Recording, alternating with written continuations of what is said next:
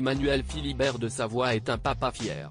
Après s'être marié avec Clotilde Courreau, en 2003, à la basilique Sainte-Marie, à Rome, en Italie, le prince et son épouse ont accueilli 2 filles, Vittoria née en 2003, et Louisa qui a vu le jour en 2006.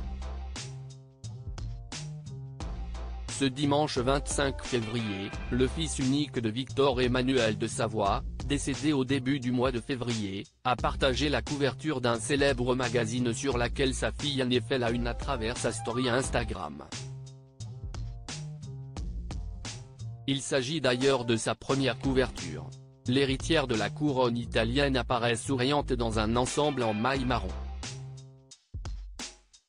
Elle pose pour le magazine espagnol Io Donna, qui lui consacre un article à l'occasion de sa venue à New York où elle a assisté au défilé Michael Kors.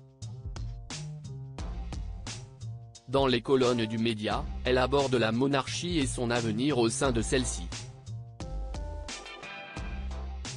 Une première interview qu'elle a effectuée en solo.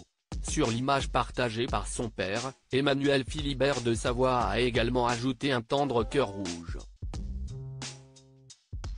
Une touchante attention.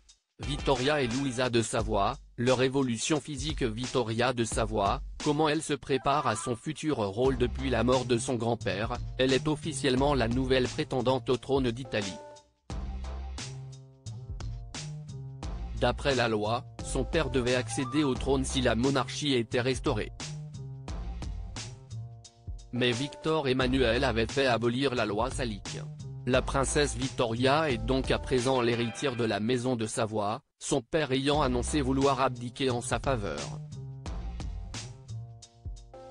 Dans une interview accordée à Point de Vue, en juin 2023, Emmanuel Philibert de Savoie expliquait que sa fille aînée se préparait déjà à son futur rôle, entre joie et appréhension. La perspective de ses responsabilités la réjouit et l'angoisse aussi. Cela la motive pour travailler et apprendre, avait-il expliqué. Un mois auparavant, sa mère, Clotilde Courreau soulignait dans l'Illustré, il faut avant tout qu'elle trouve sa propre voie, ensuite qu'elle connaisse l'histoire de sa famille et qu'elle s'interroge sur ce que voudrait dire être héritière d'une famille aussi ancienne. Crédit photo, Zuma Presse.